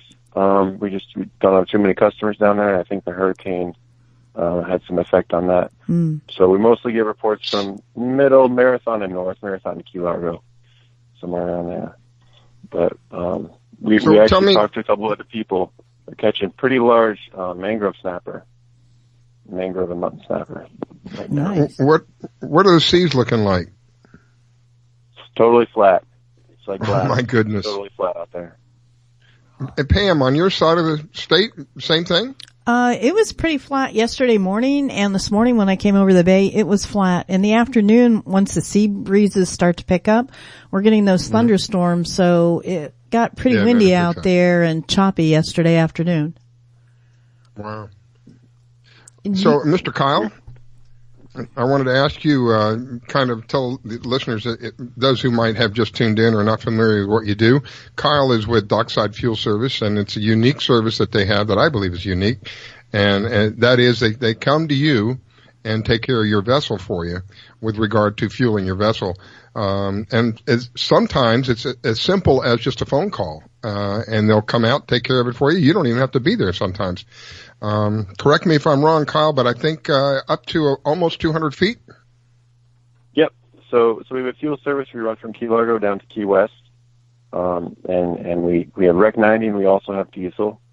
We just have to get our truck within about 200 feet of the boat, which is 99% of the time not an issue. Once in a while it's an issue, but for the most part it's not. And you give us a call, you can even text us, and we'll arrange a delivery, and it's pretty simple. A majority of our customers aren't even there, and we just email an invoice, and they pay by credit card there. It's very simple. Try to get you guys back out on the water. And it doesn't take that long, does it? No, it's very quick. We're at somebody's house, maybe 15 minutes. It's a long delivery if it takes us 15 minutes. And it's competitively priced. Yep, we're priced below marinas. We're priced significantly below most marinas. That is correct. Yeah. I would love to be able to be in the position to call you and go, do me a favor, can you come over and fuel up my 42-foot whatever it is so I can go fishing? We get quite a bit of those, but we ask people to give us more notice than they can. Some people, we ask for 24 hours notice, but, if you call us and you need fuel in 30 minutes, we may or may not be able to pull that one off. I'm not too sure on that one, but the more notice you can give us, the better, especially with but no, season coming up. Yeah, during tournaments, weren't you out on the water and helping some of those tournament boats refuel right out there and not having to come back in? No, see, we have a truck. We actually don't do on water fueling. We have mobile trucks. I see. Yeah, we have to be at a dock. As soon as you expand, that'll be your next project. Yeah, we'll see. I know there's some companies that do similar on water fueling in like Fort Lauderdale area, but down here, I don't think there's anybody who does that. That's amazing. I never even thought about that. With the week that has passed, Kyle, I know you said mahis are hitting. Any other thing that comes to mind with the week that has passed with regard to fishing? What's happening with fishing? All I can tell you is we talked to some other people, and they're catching mangrove snapper, and they're catching big, fat mangrove snapper. I really don't have much of a reef update. I'm sorry. Is Pam hearing similar things from down here in the Keys? Mm-hmm. Yeah, that's what they were targeting, and they just had a great time. They said almost every pull was coming up, and if it wasn't coming up, it was because a bigger grouper ate it or a shark nailed it. Wow. That's a good problem to have, though. Yeah, exactly. Something bigger has to get it. But you got to pay that tax collector. What can I say? If that's the worst part of your day, you're having a great day. Exactly. I've been in a position where I'm on a reef down there in the Keys, and I basically fed barracuda for a while. Hey, and a lot of those. You come up with a head, just a head. The deeper wrecks. Yeah. If it's an 80-foot wreck, sometimes the barracuda are hanging around 40 feet. So you just got to get them past that row of barracuda, and you're usually in the clear. You got to reel fast. Real quick. You got to get them up real quick and start ripping the hook out. Unbelievable. My biggest. All right, Kyle. Well, thank you for taking it. Pam, you got something you want to ask me before we go? No, I'm good. I'm sorry.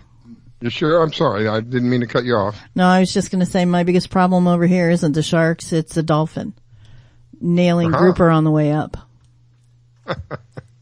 Cool.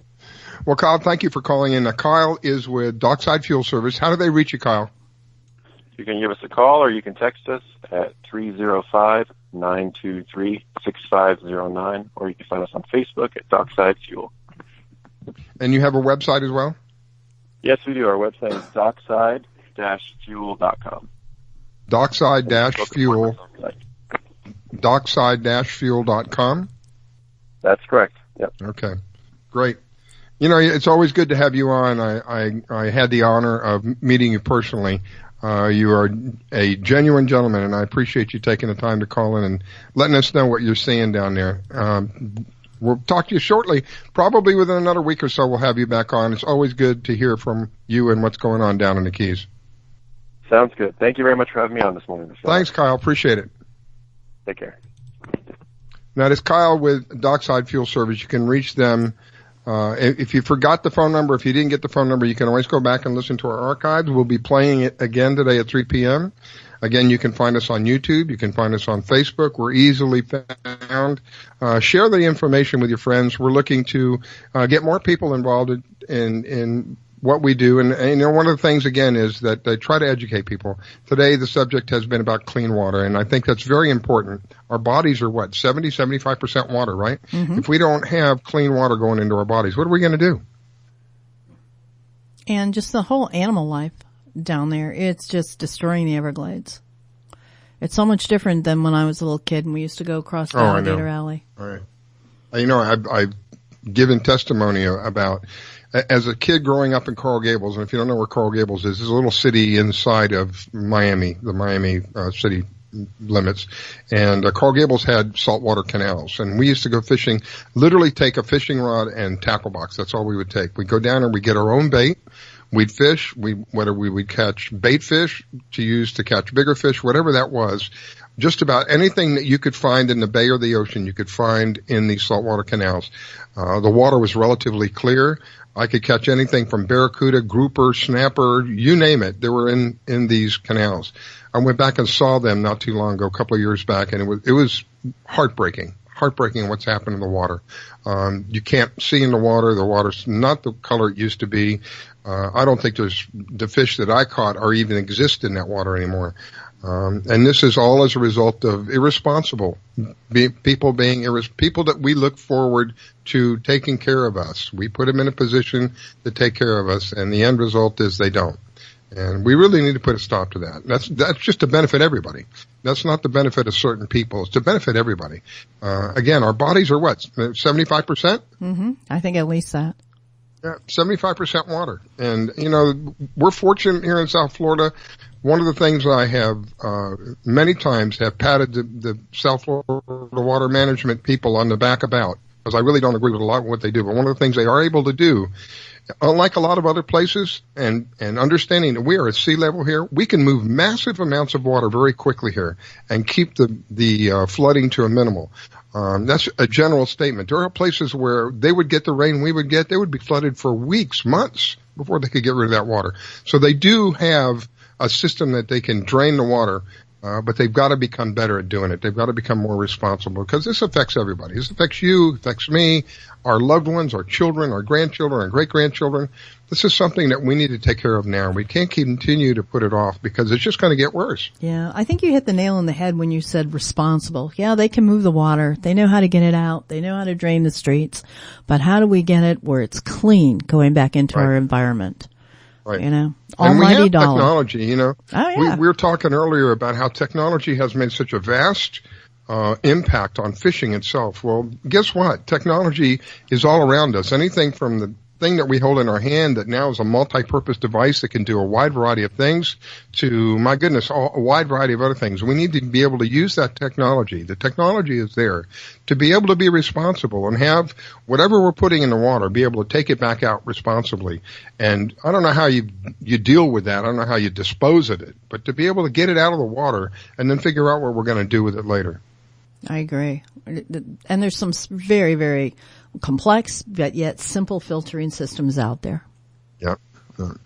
Well, ladies and gentlemen, it is the end of the show. I want to thank each and every one of you for taking the time to allow us to share with you what we've got. One of my most important things is knowledge is power, and power up, ladies and gentlemen. We'll be back in a week. Thank you, Pam. Thank you, Captain Hook. And we'll talk to everybody in a week.